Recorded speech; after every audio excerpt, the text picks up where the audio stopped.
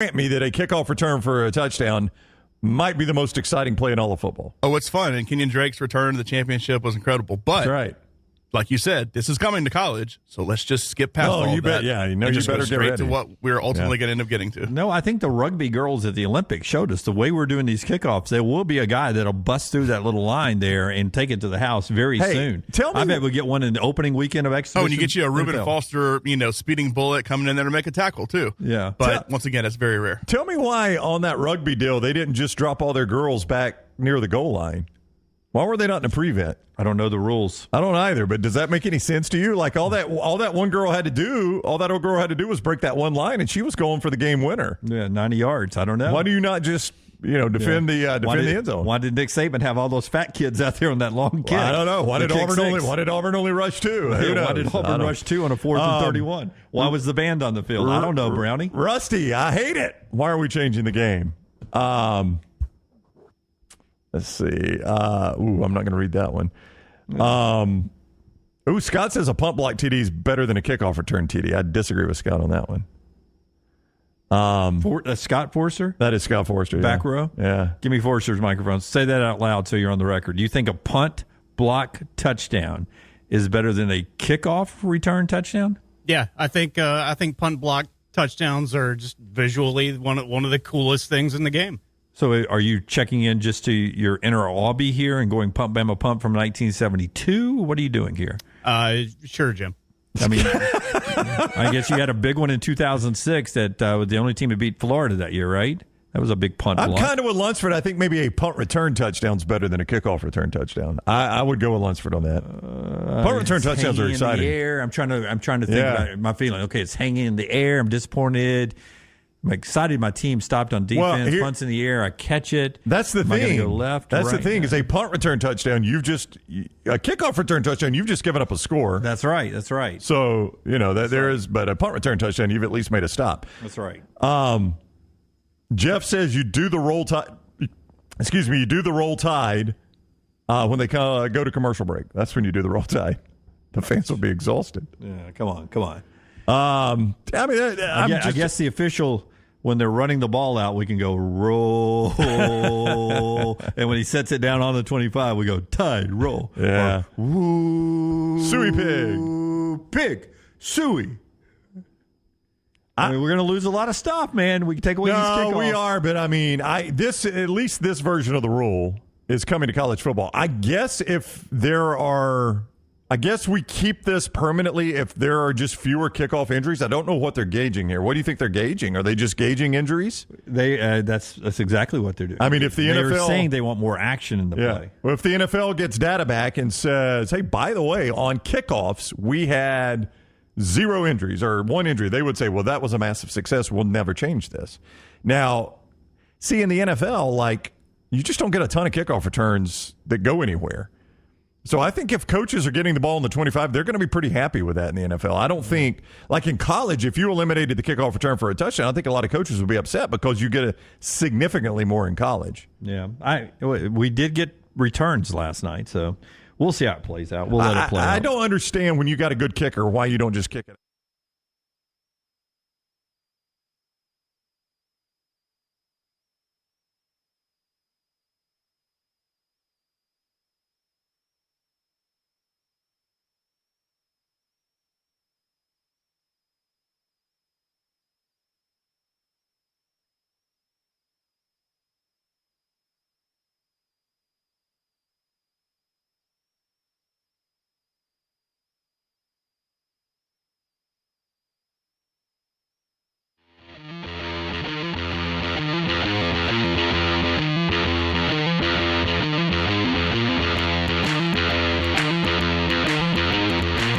Welcome in, Braves Country, to today's episode of the Pennant Grace. I'm Emily Grace McWhorter. This is Ush Sisk, and we are the Pennant Grace. We are, and you have made a visit to Frowny Face Junction because we talked Thursday that if you don't get that sweep, it's Frowntown, USA for you, and that's where you reside. Yeah, I do. I wanted to break out the brooms. And you even said, I'd be happy if we take 3 or 4 from the fish. Absolutely. And we did not do that either. We have a lot to get to today. So I would be there with you at Frowny Face Junction, but I don't go there completely yet because there are still other things in life that make me happy. Normally looking good and saving money.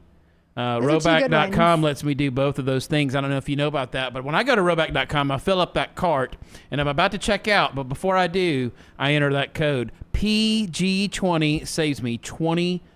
So I get to look good and save money. That keeps us happy. That's like a sweep, right? It is. We love Roback, and you guys do too. Use code PG20 at checkout. We are so thankful for Roback because, unfortunately, we're going to talk about some things that aren't so fun like Roback is. Yes. So let's get into that. So momentum is a powerful thing. We talked a lot about that on Thursday. The Braves, in part, earned that momentum. They did. And also, in part, were gifted that momentum, being the Phillies not playing well. You know, they are 2-8 over their last 10 games, and the need for, as we mentioned, you mentioned we need this sweep, and I think that sense of urgency from you was coming from the fact that I don't think you or I, either one of us, believe the Phillies are going to stay down long. No, they're not. It's simply not possible at the rate that they're going. Now, we talked a lot about the favorable schedules. Yes, the Braves do have a more favorable schedule of August. The Phillies do not. But I want to pull the receipts. I was very adamant that the Braves struggle beating bad teams. Yes. I said that. Yeah. The Marlins, and I stand by, this is a major league team. They are Major League Baseball players, but they were sellers at the deadline. Major sellers. So we saw a completely different team at home in Truist. To me, this should have been a sweep. Even in the radio advertisings leading up to the game, the voiceover guy, as your Atlanta Braves welcome Jazz Chisholm and the Miami Marlins. Not so fast, my friend. Yeah, so I don't think either one of us believe this is a case of what's wrong with the Phillies. It's more of a case of, okay, the Phillies have hit a snag that every team hits. Mm-hmm. While they're down, which won't last long, better pounce. The Braves had such a good opportunity for that, coming off of the big series win at Milwaukee, and then as the series starts, taking game 1 and 2, rolling with that, contributing to that momentum as it's continuing to grow, and then just that great big fart in church that was especially game 4. But before we get to that, I want to kind of go through a little bit on game 1 and 2 and see what stood out for you there before we get to game 3, which you were present for. I was present for. So game 1, 4-2 victory, and you and I talked about Charlie Murphy needing to have a good start, and we saw that from him. And so Uncle Charlie is 6 innings, 5 hits, 0 earned runs, and 6 strikeouts. What did you see there that stood out for you? Well, I think that it was all about, like you said, we wanted a good start from Morton. It was. I said Charlie Murphy, by the way. Is it a new name we have for him? It is not. Charlie Murphy. That's from Chappelle's show. Sorry, Charlie Morton. Charlie Murphy was not pitching for the Braves. Yeah. Anyways, we needed a good start from him, and I liked the command. He seemed very comfortable, and it was a good way to start the series. Yeah, much like an NFL quarterback, great for a starting pitcher to have a short memory. And so even though he has had the ultimate veteran, by the way, and professional, and Charlie Morton, to have some starts not go his way and then to come back, he did what he needed to do. The offense did what they needed to do as well. It was a low-scoring game, but they took care of business in game 1. You carry that into game 2. Our guy, the special, Spencer Schwellenbach on the mound, saw another good start from him. Wasn't his absolute best start, but another really, really good start. 7 innings pitched. He had 6 hits and 3 earned runs, but the way he bounced back from those earned runs stood out to me. And again, 10 strikeouts. The guy, what he's doing is unprecedented for a rookie in terms of his strikeouts to walks ratio. He looks like a veteran on the mound, and that speaks it just speaks to how young he is and how he's been able to adjust. Goose made me laugh. He said, "You did say Charlie Murphy." I was confused. I just checked the roster. Charlie Murphy. all to say this special, we have sung his praises since the beginning. I'm proud of us for also being on his bandwagon before I feel like it was cool to be on the bandwagon of Schwellenbach. Yeah. But again, We start trends. We don't follow them. We do. So with that all being said, the first 2 games, there was some criticism about those first 2 games in the sense that it should have been more statement wins, which I can see both sides of it, but a win is a win in the column, whether you win by 15 or you win by 1. Well, I'm really glad you mentioned that because I was really impressed with the Marlins in terms of, you mentioned before, this is a team that waved the white flag with the moves that they made at the trade deadline. That team plays hard. And I give credit to their manager. I give credit to the guys that are on that roster for the way that they're playing the game. They play it the right way. Not just good pitching in that those first couple of wins, by the way, as well. In Game 2, we saw Orlando Arcia go 2 for 3 with a home run. Saw Whit Merrifield with a triple. That was really cool to see. All the momentum, everything's building at this point. So as we head into Saturday, we're just at a fever pitch. And enter Truist Park Saturday evening. Oh, beautiful weather. Beautiful weather. Humidity is lower, which was welcome. And my co-host, my partner in crime, is in attendance at Truist Park, ready to do it. Now this, despite the outcome, a 3-4 loss for the Braves, really good game. It was a good game. We actually got to see one of the Pennant Grace viewers and Next Round viewers, Nick. I know. Nick. It was so much fun to get to meet him. He texted Brown. I put out a video on the Pennant Grace, and he texted Brown and said, I think I might be near her. Yeah. So he came over, met me and Mikey. We had a great time. So thank you, Nick, for saying hello. We really appreciate it. That's great. That made it all worth it, of course. Weird note about the weather. Nick, let me know if you agree with this. It was an excellent night. I mean, it was so perfect to be August in Atlanta, Georgia, and it not be miserable. The sun goes down about 7th inning. Yeah. It got about 10 degrees hotter, and the humidity went through the roof. Walking back to the car afterwards, wow. We were both saying this is way worse than we were walking here. That atmosphere for that Ozuna home run had to have been off the charts. My gosh. Huh? Yes. So I was texting my co-host here, and walking up through the Battery, it was a buzz. People were just excited because I think after those first 2 games, late inning offense. Yeah. Late inning offense, people. Yeah. That's what the Braves are known for. It was back. Right. And it was awesome. Yeah. And it felt like this is the Braves that we know. While that's happening, the Phillies are losing. Yeah. So the stars were aligning in a sense. And so the last game I was at before this was the Phillies game.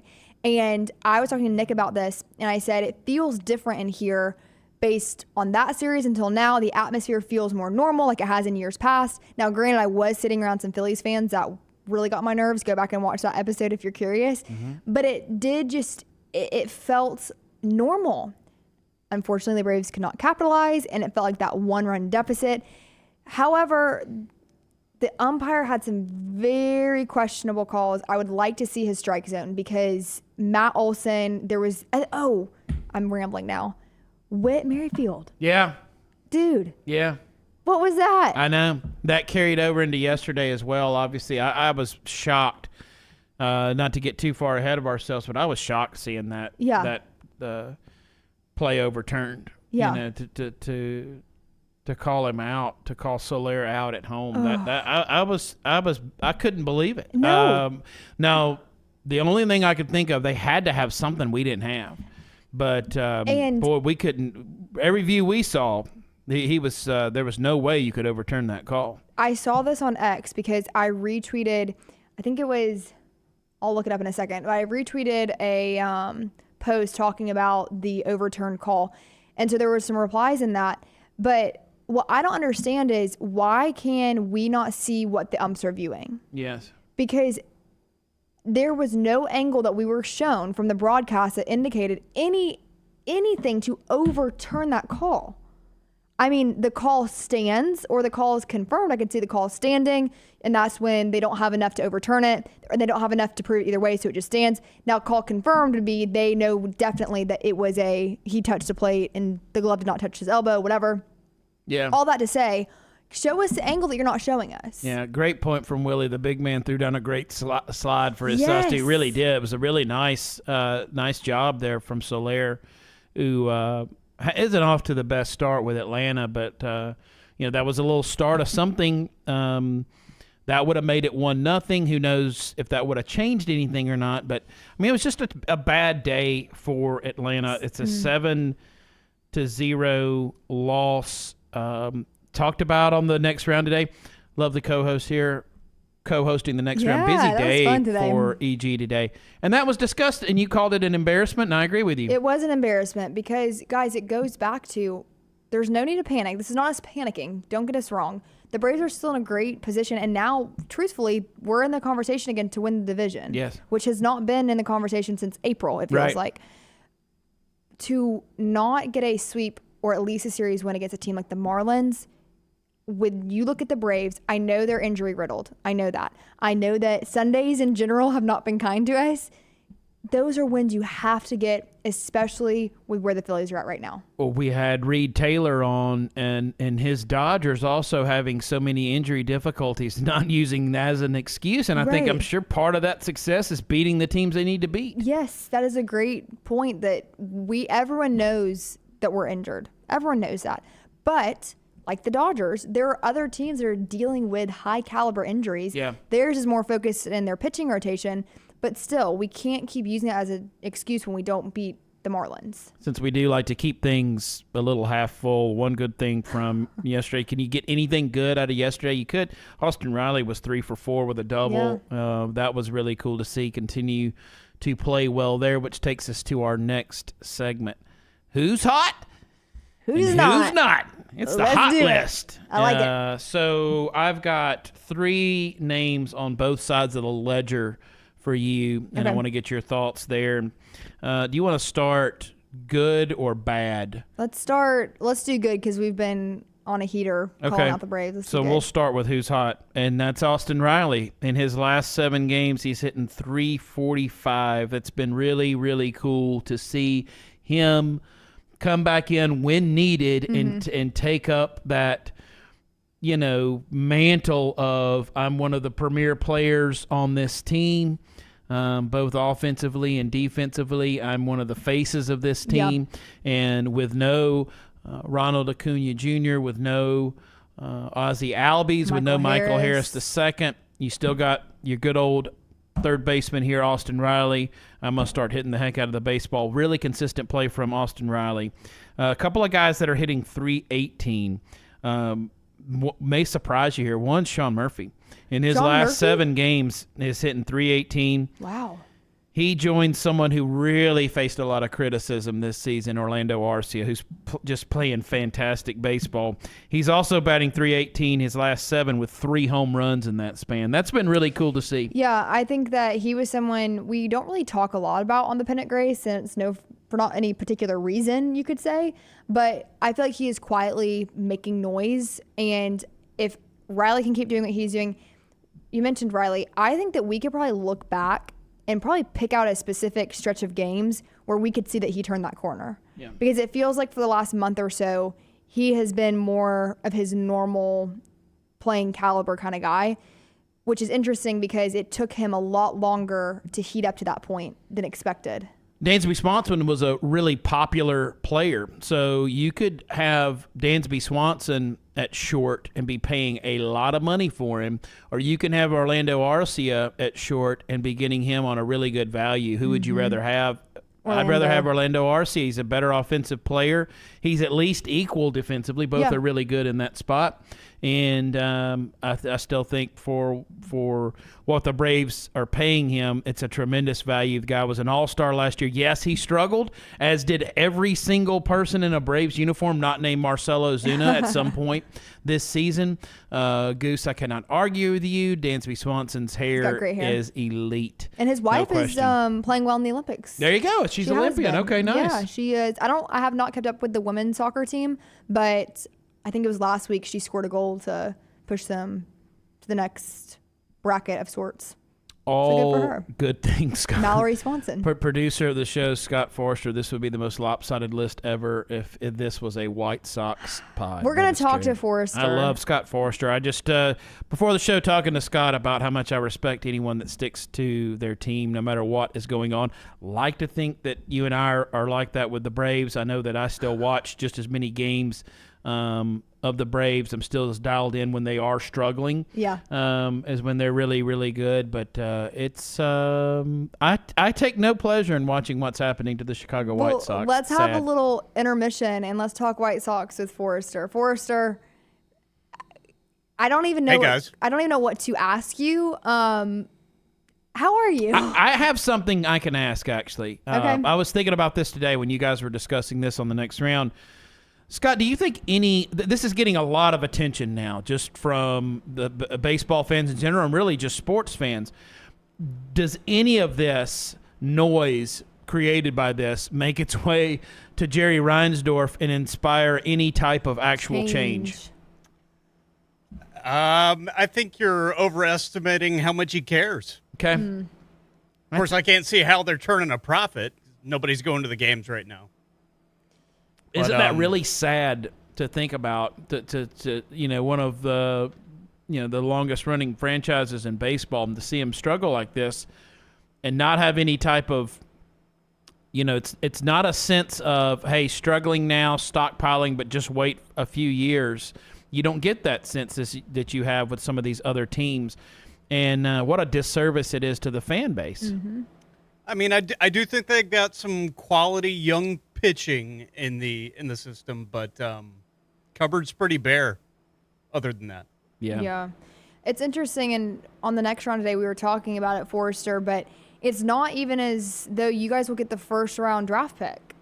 It's just a different era, if you will. How do you envision the rebuild continuing? How long do you see this lasting for the White Sox? I mean, I think it's going to take a couple of years, and I think you got to trade off, Crochet. I'm still a little bit surprised that didn't happen. I am too. I don't know. I don't see the point in hanging on to him and Luis Robert so that you only lose, 90 right instead of 115, 120 games. Right. Yeah. Hey, listen, 2 of y'all's wins are against the Braves. That's true. Correct. That's true. Put that Winning on a record t-shirt. against Atlanta this year. Yeah, that's And last year. Yeah. and last year. Thank you, So, Forrester. keeping the negativity going, who is not hot? We talked about who's hot. So I mentioned Jorge Soler getting robbed of that run. He's only batting 118 in his last 7 games. This outfield. So while I feel like by and large infield is playing well, we mentioned Austin Riley and Orlando Arcia, 2 big parts of that. Eddie Rosario and Jared Kelenic also not playing well. No. Rosario coming over, he's only batting 150. Jared Kelenic is down all the way to 174. Remember how hot he had gotten at a time. Singing his praises. I the Pennant was, Grace man. I was. was, especially me, I was just bought in 100%. Those are 3 guys that are struggling. You are not getting the production from your outfield that you need. We are really, really missing Ronald Acuna Jr. Yeah, I think that was really evident the last few weeks. And Jared Kelenic, it's interesting. I do think defensively, fine. At the plate, though, he was so hot, and he was trending in the right direction. And I don't know. I feel like that's the story for the entire team, for the offense. The whole offense trends in the right direction. Momentum. It feels good. And then you get shut out by the Marlins in your home stadium. And then game before, you can't overcome a 1-run deficit. Right. It just, I don't know. It's literally a tale of 2 halves. Yeah. So hopefully, it's still very early in the in Soler's return. Hopefully he can get it going. But it'd be nice to see something coming, some kind of production coming from that outfield. Well, and I think that we've talked about this. There's a lot of criticism coming towards the Braves and Alex Anthopoulos about the trade deadline, that there wasn't enough made, there wasn't enough movement to warrant what's been going on this season. And I think a lot of people wanted to see a big name come in, a Garrett Crochet even, like they wanted to see Luis Roberts. And I do still am on the side of we have players coming back. Fried was back. Right. Fried came back. Michael Harris, what's today? The 5th, 10-ish days out from seeing him. I do think he'll have to do some sort of rehab assignment, though. Yeah, I do too. Ozzy, if we can stay on pace, we could see him back again. But this last series against the Marlins, it really did show how just bare bone the Braves are. I agree. And that's hard. It was a tough watch. It was just the Braves fan base wants so much for this team. And it was packed on Saturday. Yeah, great. Packed. I mean, yesterday, even in the heat, there was a great number of fans there. But it's hard when you have these two games and you have momentum, and then Saturday and Sunday happen. So we'll see what the Braves can do. Very interesting. You win 2 of 3 in Milwaukee. You split with a bad Marlins team, and now you've got Milwaukee coming back. Now, one great thing about going into this series is day off today, especially for that bullpen, who really got worked. Seriously. And so they need that day off big time. I'm happy. I think that's good for the whole team. So the timing on the day off today is really good. You got the Brewers coming into town. It's a real day off, too. It's not a travel day. Got the Brewers coming to town, real evenly matched team. So the Braves stand at 60-51. They're 6-4 in their last 10 and 6 back of the Philadelphia Phillies. The Brewers 62-49, 4-6 in their last 10, and they're 5.5 games up of the St. Louis Cardinals. By the way, in that NL East, the Mets at 58-53, so they're just right behind the Braves. Yeah, but the Mets have been losing too. Like it was the Mets. I think Mets, Phillies, and Braves all lost Sunday. Yeah, so no one is really taking the full advantage of Philadelphia's losing streak as they should have. No. So let's look at these pitching matchups for the series with the Brew Crew. Colin Ray brings a 9-3 record and a 3.59 ERA in Game 1 against NL Cy Young candidate Chris Sale at 13-3, 2.71. I do not believe that Chris Sale will win the Cy Young because there's a little madness happening in Pittsburgh, and I think just a little bit. Yeah, I think that will overshadow anything done. But I do see him finishing second. Game 2, we've got Freddie Peralta, 6-6 with a 3.89 ERA, taking on Charlie Morton, not Murphy.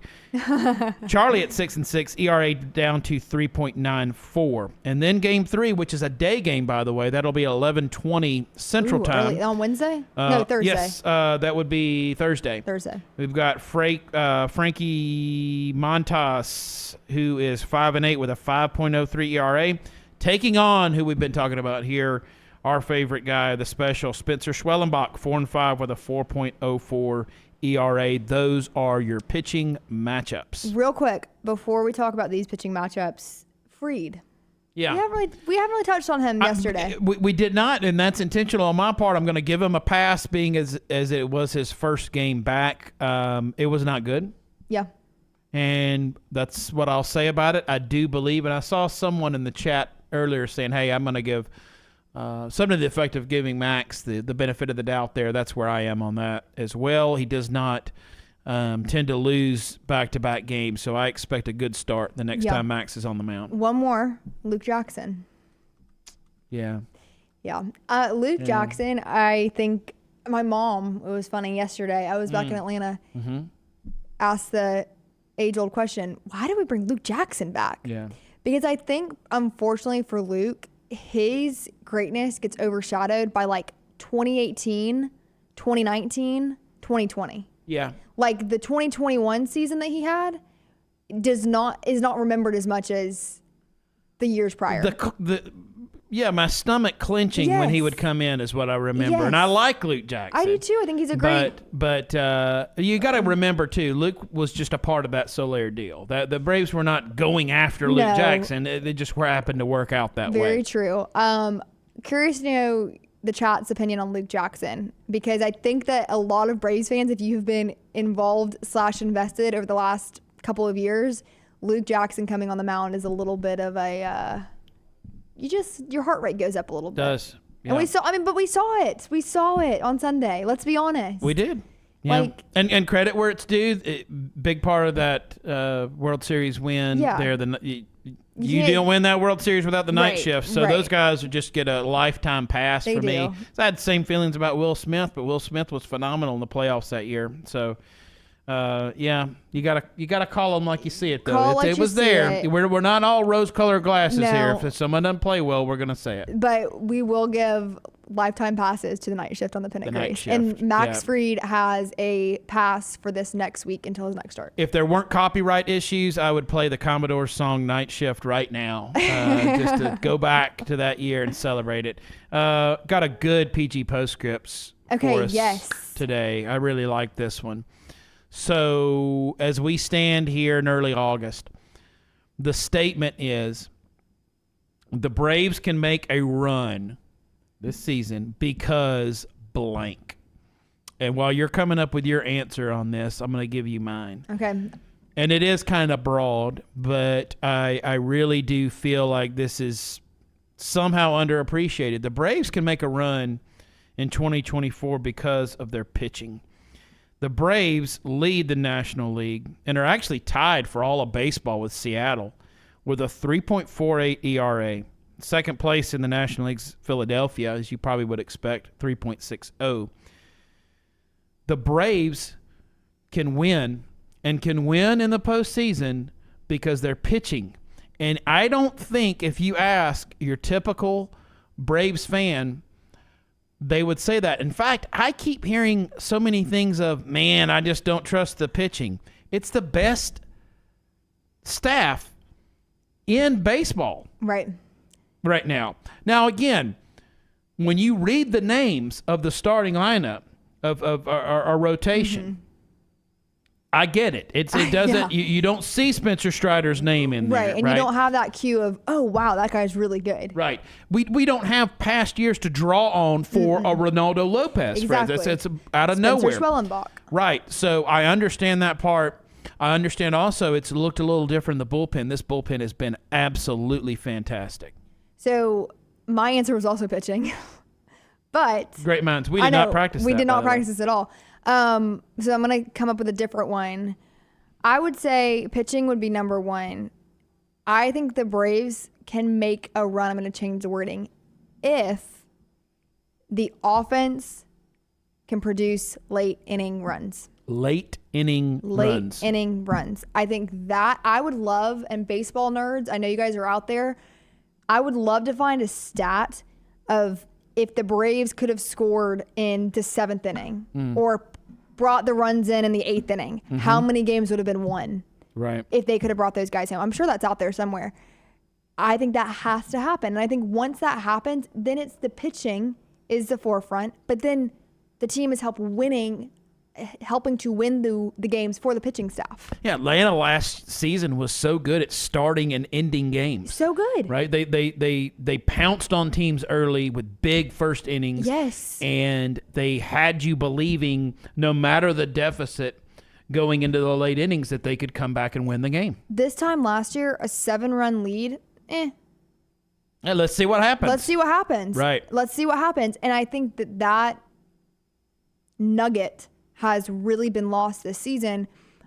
I think there's a lot of reasons for it, but it really is crazy. And we were actually talking to some fans, around us, and it just feels like that essence has completely left the building. I think that's a great point. So we're Bring the interested in what runners you home. guys have to think about that as well. The Braves can make a run because blank. And if you're not, please start following us on all social media at the Pennant Grace. Yes. Give us your thoughts on today's PG postscripts. Let us know what you think. Let us know what you think maybe heading into this Brewers series and into this fourth quarter of the season I like that. coming up. Yeah, see what the Braves can do. But win or lose, it really always pays to look your best, doesn't It it? does. And who do we use for that? We use Roback. And when we go to roback.com, we use code PG20 to save 20% on our order. So we're going to look good. We're going to save money. That's always a win. It is. Use code PG20 at checkout. That gets you 20% off your Roback order.